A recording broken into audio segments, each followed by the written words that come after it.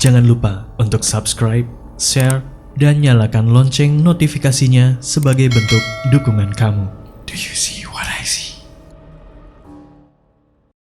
Halo semuanya, aku Gusti Gina. Dan kali ini aku mau berbagi cerita tentang pengalaman horor mungkin atau hal yang berbau supranatural. Karena aku bisa dibilang hidup berdampingan dengan hal-hal yang begitu. Kalau kalian dari Kalimantan Selatan atau orang Banjar pasti nggak asik dengan nama aku Gusti, yang mana itu adalah keturunan kerajaan Banjar, dan biasanya masyarakat itu pada mikir ya nggak jauh-jauh dari hal supranatural gitu. Nggak sepenuhnya salah sih, karena memang benar hal-hal yang berbau dengan keturunan itu pasti ya berkaitan dengan hal-hal supranatural. Sebelum tinggal di Jakarta, aku tinggal di Kalimantan Selatan, tepatnya di kotanya. Tapi sebelum itu juga jauh, sekitar tahun 2000 sampai tahun 2013, aku tinggal di kota kecil yang jaraknya sekitar 148 km dari ibu kota Kalimantan Selatan. Rumah aku itu bisa dibilang sangat istimewa ya. Karena aku tumbuh di sana. Dan hampir setiap harinya tidak hanya aku, saudara, orang tua, tapi juga warga hingga pembantu pun merasakan hal-hal yang berbau supranatural. Dan kita semua masih hidup gitu, dan kita masih mengingat kejadian-kejadian dulu sebelum akhirnya pindah rumah. Sebelum aku cerita lebih jauh tentang rumah aku ini tepatnya, aku akan menggambarkan dulu rumahku ini seperti apa. Rumahku ini sebenarnya adalah rumah makan, jadi bergabung sama rumah makan gitu. Jadi kalau misalnya pagi sampai jam 6 sore itu akan buka. Kalau udah lewat maghrib kita tutup, dan ya seperti rumah pada umumnya, istirahat gitu kan. Dan rumah aku dulu itu satu-satunya di sepanjang jalan sekitar 1 km. Dan ke belakang seberang itu gak ada rumah, cuman ada warung. Dan warung itu cuman ada 2. Jadi kebayang, aku cuman punya 2 tetangga di siang hari. Kalau udah malam, kita benar-benar sendiri. Karena di belakang rumah aku dan di seberang rumah aku itu adalah persawahan dan hutan belantara. Bahkan dari rumah aku juga terlihat gunung-gunung. Ya memang karena aku tinggalnya kan di pedesaan waktu itu. Jadi kadang orang juga suka heran kok kita sekeluarga berani tinggal di tempat sepi seperti itu. Kalau ke rumah penduduk sih sebenarnya cukup dekat ya. Cuman butuh waktu sekitar 5-10 menit naik motor. Tapi kan tetap aja kalau misalnya terjadi hal-hal sesuatu tuh gak bisa teriak terus tetangga datang, karena emang gak ada tetangganya waktu itu. Karena rumah aku ini sepi, gak ada tetangga, ya teman kita ya makhluk-makhluk gaib gitu. Karena ya memang begitu nyata adanya. Aku waktu kecil gak ngerti awalnya. Waktu itu usia aku masih 5 tahun. Aku pikir aku berhalusinasi atau aku cuman menganggap mereka adalah hal-hal yang makhluk hidup nyata. Ternyata makin waktu ke waktu aku tahu mereka gak nyata. Mereka bukan manusia. Mereka adalah makhluk gaib. Setiap malam aku selalu kebangun, dan itu setiap hari. Bahkan sampai aku usia berapa ya, 17-18 tahun, sampai aku kelas 3 SMA. Dari kecil, dari TK, aku selalu mendengar suara orang nyapu di malam hari pukul 2 sampai pukul 4 subuh. Nyapu di halaman pakai sapu lidi. Kalau kalian bisa bayangkan suaranya kayak gimana, ya itu yang aku dengar. Selain itu juga aku mendengar di tengah malam suara orang cuci piring. Astaga, aku merinding mengingat hal ini. Suara orang mencuci baju. Bahkan seperti keramaian yang aku dengar. Padahal di rumah itu hanya ada aku, orang tuaku, dan juga saudara-saudaraku 4 orang. Jadi ya semuanya kan pada tidur gitu loh. Siapa yang kayak gitu? Tetangga. Yang gak mungkin, karena kita gak punya tetangga pada malam hari.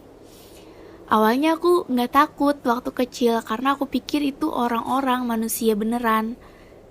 Ternyata aku mulai takut, dan ya aku mulai tahu itu makhluk lain.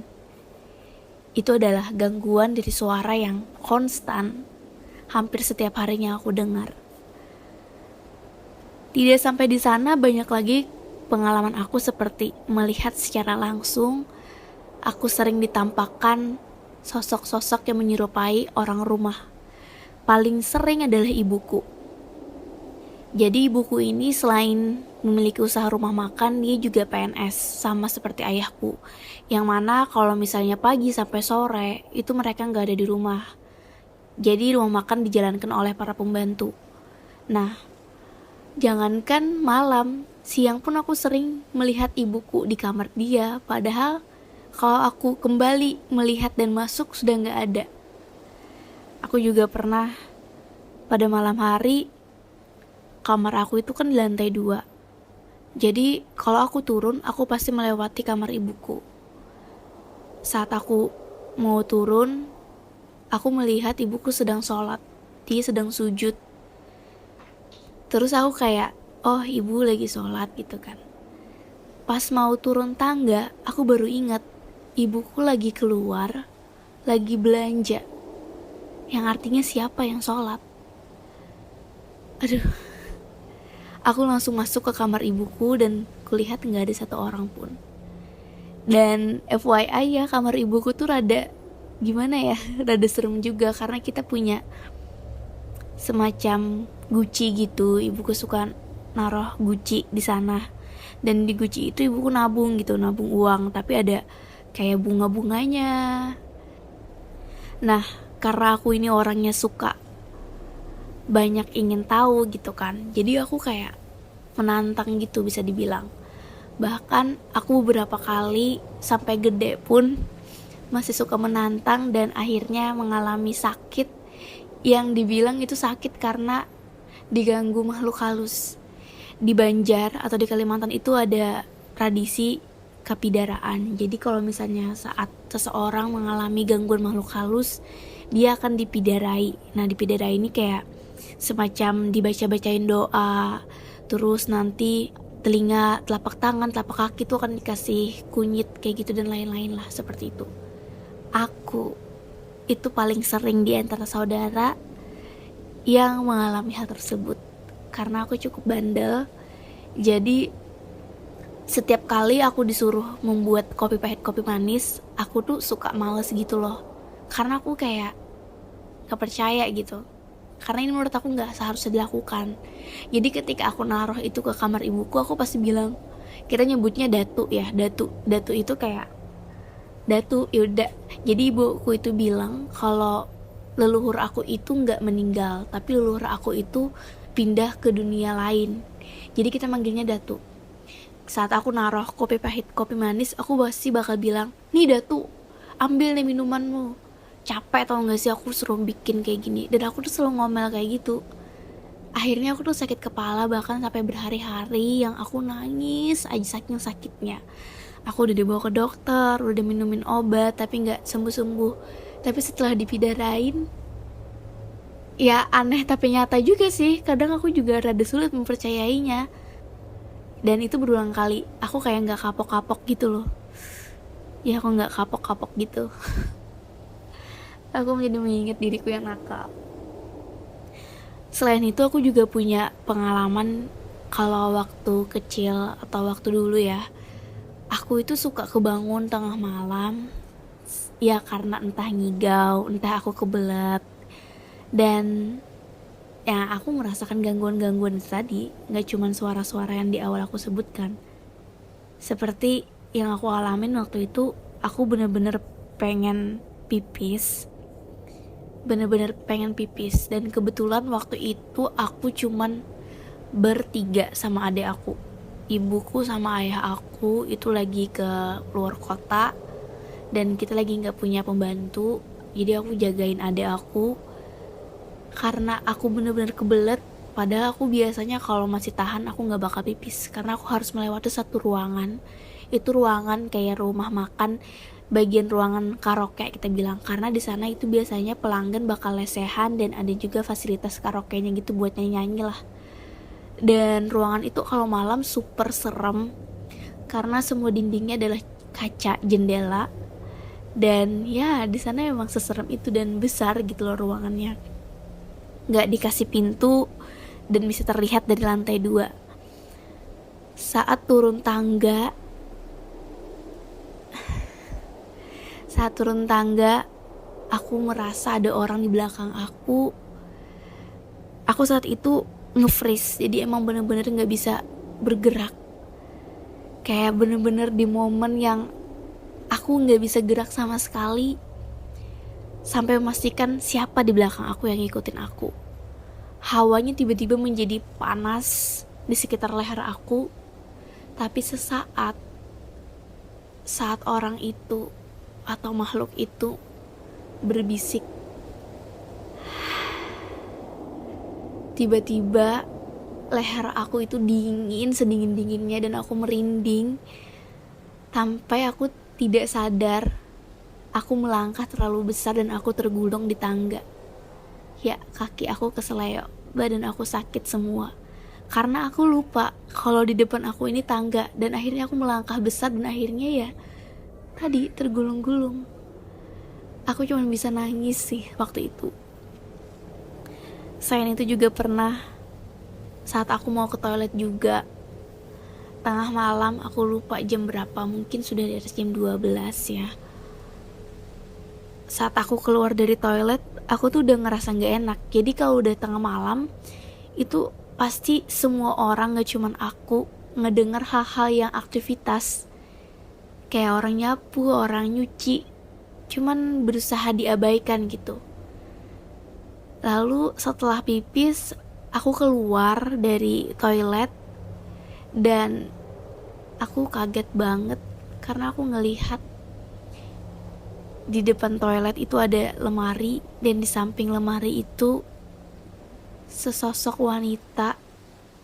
Wajahnya gak jelas, tapi dia memakai kebaya hijau, lusuh dan jadul gitu.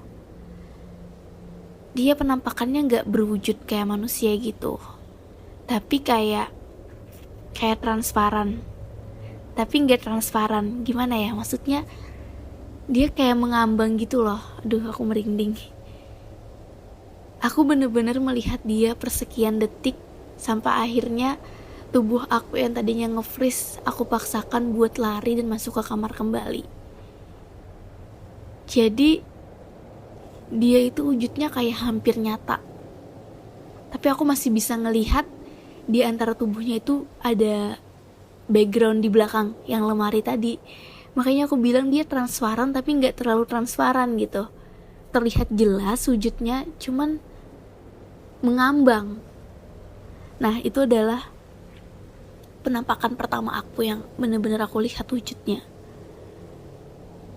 Itu benar-benar aku bikin shock sih saat itu. Hingga akhirnya aku mulai terbiasa dengan penampakan lainnya. Kayak suatu malam, saat itu aku dimarahin sama ibu aku dan aku lari, aku kabur ke jembatan, bersembunyi di sana. Sudah pukul 7 malam, udah gelap, dan di sana aku melihat pocong. Aku benar-benar ketakutan. Yang awalnya aku ngambek dan kabur dari rumah, tapi karena ngelihat makhluk itu, aku kembali lagi ke rumah dengan ketakutan. Sebenarnya ada banyak sekali cerita-cerita hingga gangguan dari suara, penampakan, sampai aku kesurupan Aku bilangnya nggak tahu ya aku kesurupan atau enggak, cuman aku melakukan hal-hal aneh waktu itu, tapi mungkin durasinya kepanjangan ya. Aku akan ceritakan di lain waktu, dan aku juga akan menceritakan cerita-cerita dari sudut pandang saudara aku, pembantu-pembantu aku, yang bahkan kami sudah ganti pembantu gitu sekitar ratusan orang, dan kebanyakan dari mereka itu nggak tahan, bahkan di malam pertama besok paginya mereka udah minta pulang. Ya, seserem itu memang rumahnya. Oke, sampai sini dulu cerita aku. Aku bakal cerita di lain waktu.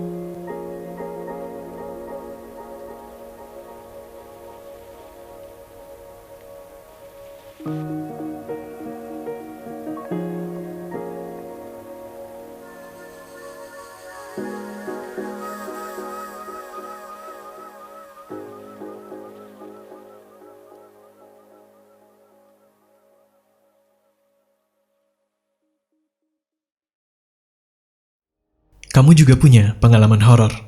Kirim cerita kamu ke alamat berikut.